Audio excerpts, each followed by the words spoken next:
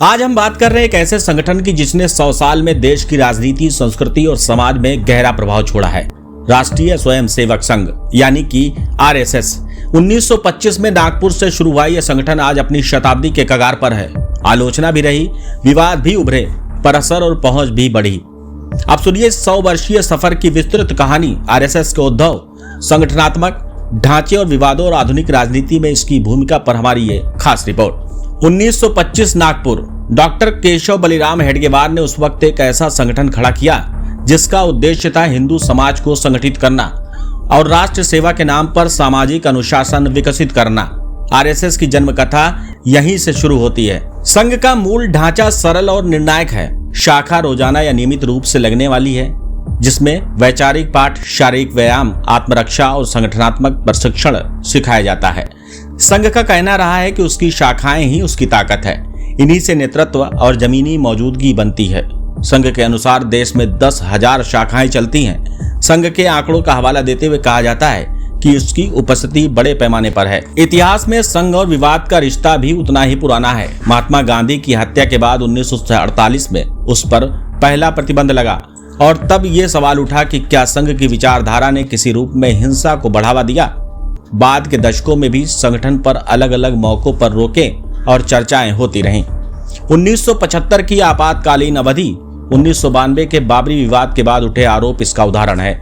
संघ की तरफ से यह हमेशा कहा गया कि संगठन हिंसा का समर्थक नहीं है और न ही कोई राजनीतिक पार्टी। राजनीतिक प्रभाव का सवाल आधुनिक काल में सबसे ज्यादा उठता है। 2014 में जब बीजेपी केंद्र में आई तो कई विश्लेषकों ने कहा कि संघ की जमीनी संरचना और स्वयं सेवकों की सक्रियता ने भाजपा को चुनावी लाभ पहुंचाया।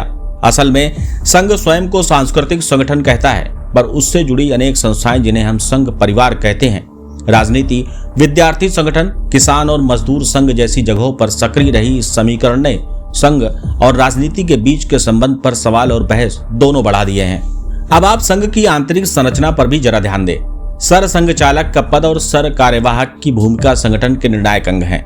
परंपरागत रूप से सर संघ चालक का आजीवन पद होते आए हैं और उत्तराधिकारी चुनना भी उन्हीं का अधिकार माना जाता रहा है। इस पर पारदर्शिता की कमी को लेकर आलोचना होती है। आज के समय में मोहन भागवत जैसे नेताओं ने संघ की छवि में परिवर्तन करने का प्रयास किया। समय समय पर बयान देकर संगठन के रुख को नरम या समायोजित करने का भी संकेत दिया गया।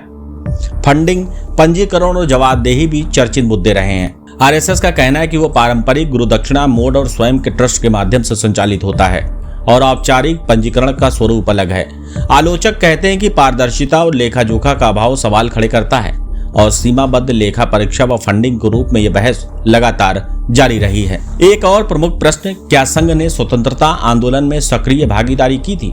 इतिहासकारों के बीच इस पर मतभेद है। कुछ अध्ययन कहते हैं कि संघ ने स्वतंत्रता आंदोलन के कुछ हिस्सों में सक्रिय रूप से भाग नहीं लिया, जबकि संघ इस दावे का खंडन करता है और बताता है कि उसके स्वयं सेवकों ने विविध रूपों में योगदान दिया है।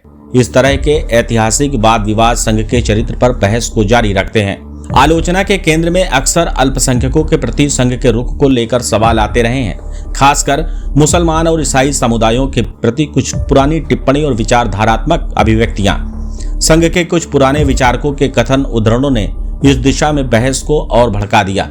वहीं संघ के समर्थक कहते हैं कि विचारधारा समय सापेक्ष बदलती है और संगठन ने समय के साथ अपनी भाषा और नीति में बदलाव किए हैं। अंततः संघ का शताब्दी वर्ष सिर्फ एक जयंती नहीं, ये एक समय है रिफ्लेक्शन का। क्या 100 साल में संगठन ने जो किया उसका असर क्या रहा? क्या उसने समाज को जोड़ने का काम किया या पहचान आधारित विभाजन को बढ़ावा दिया?